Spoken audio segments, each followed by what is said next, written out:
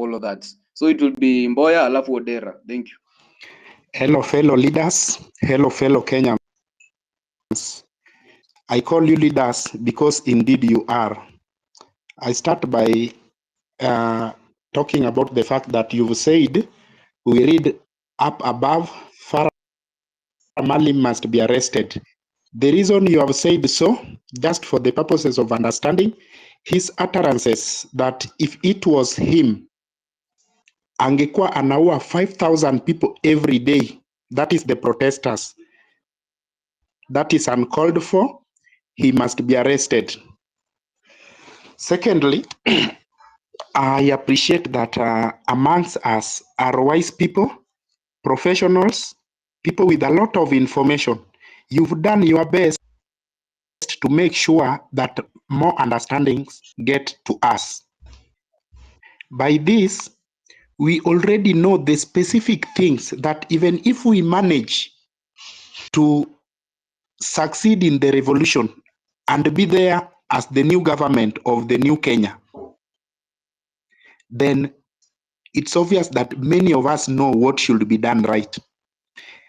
Our aim has always been said, is to drain the swamp, is to make sure that Ruto must go, including the legislature, the executive, and his cabinet. So, without many words, I'm really saying that we need to focus and be more organized.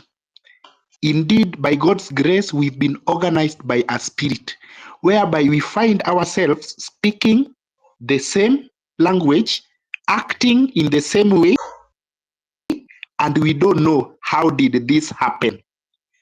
Now we need to take it a notch higher and get more organized. Obviously, there are many people whose voices has always been louder in these platforms, both on this X space and in the ground. There are those who have been on this struggle for the longest, and they have just been crying and asking themselves, when will the eyes of Kenyans open and notice that indeed the system of governance that we are in is not the right one? Such people have always been at the forefront. Now, as we talk about organizing ourselves, even if we say Ruto must go right now, if Ruto goes, obviously, we will still need to have an election anyway. So if Ruto can go, even let's say this week, we can have a caretaker government, we can have an election. Then what? What is my point? Is that we must always remember that an election is ahead of us, whether it is 3 years away, whether it's 1 day away, whether it's anything. Now, how can we organize ourselves and make sure that when election comes, the reason as to why we are here, the reason as to why you want a revolution will be sensible at the end of the day? We need to make sure that at least the 8 million registered voters who did not vote this time round, they will get out to vote. What are some of the reasons as to why they did not vote?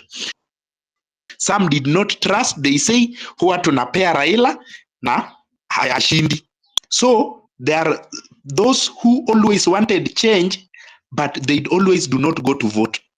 Number two, there are those who lost trust in the system of governance na wakasema hata tukipiga hakuna change itakuwa. So we need to get such people back so that when we will go to election, we will start with the straight 8 million that will be there, plus at least 2 other million who will register as new voters, plus us who voted.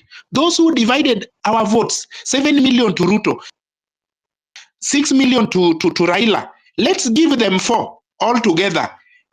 The remaining 8 other million, if you can add it, we can win an election with over 18 million. So our focus should be, let us intensify civic education. Let us get back and start reading the Constitution to people from page 1, day by day, as we explain. I'm talking of what I'm already doing. Secondly, let us tell these people that this time round, we are draining the swamp. Things are going to be different, and different for better. So that even if election will come in 2027 or any soon, we will be a united team that will win against these people.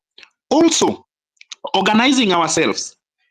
Let us focus and have a policy paper. I'm happy the likes of Oyo the Sixth is here.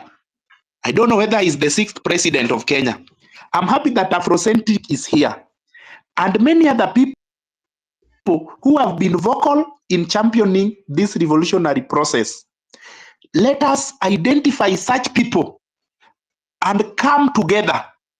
Let us identify those who've been fighting at the forefront, the likes of Giuliani. They started talking about this thing kitambo. The likes of King Kaka.